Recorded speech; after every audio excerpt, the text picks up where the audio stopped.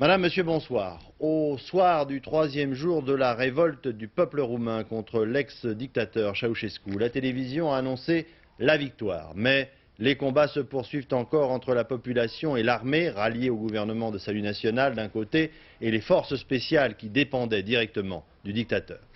Ces hommes n'ont plus rien à espérer, aucune retraite possible, ils ont même tout à craindre d'une population terrorisée pendant 24 années de dictature. C'est pourquoi ils continuent à se battre à Bucarest et dans plusieurs villes roumaines, retranchés dans des immeubles ou embusqués sur des toits. Ils font régner la peur et continuent de tuer, empêchant la population de savourer une libération qui, de toute façon, ne sera plus remise en question. Jean-Marc Ilouz, Éric Perrin.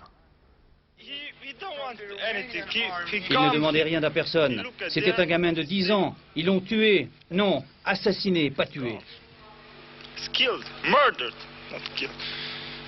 Un témoignage parmi des dizaines d'autres sur les actes de violence gratuite des partisans de Ceausescu, des partisans aux abois. Mais qui aura entendu hier soir la douleur d'un adolescent à Sibiu, bastion de l'un des fils du dictateur déchu, Sibiu, tout à la joie de sa première victoire sur les forces de la sécurité. Presque au même moment, à l'autre bout du pays, Iași, 400 km au nord-est de Bucarest, vivait ses derniers combats au bord de la victoire, peut-être.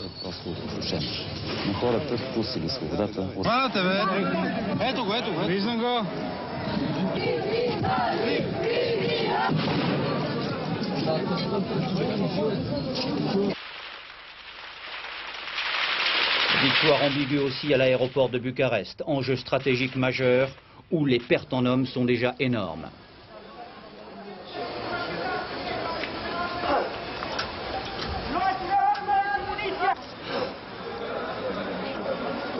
Premières images de reddition, mais l'aéroport reste fermé. Les forces de la Securitate n'ont peut-être pas dit leur dernier mot.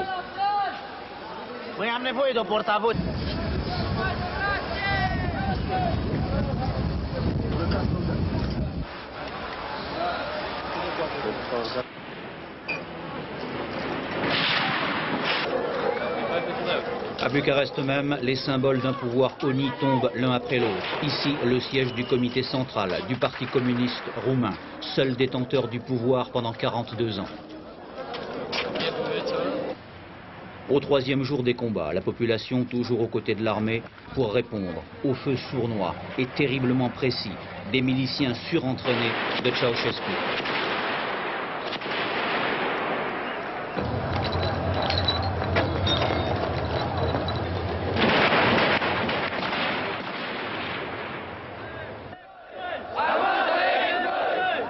Aujourd'hui, à Bucarest, Europe, on meurt et on crie « L'armée avec nous ».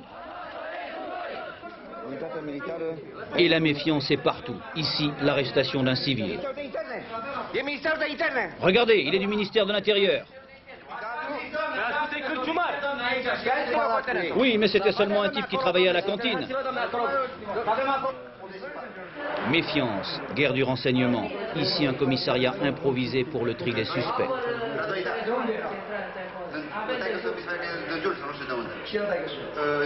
Tu es inspecteur-chef? Non. Il ment.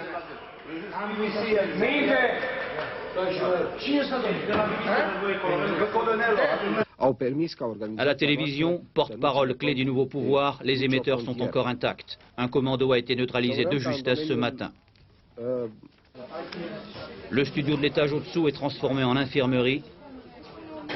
Et on a même trouvé ici le cœur de se détendre un peu en musique.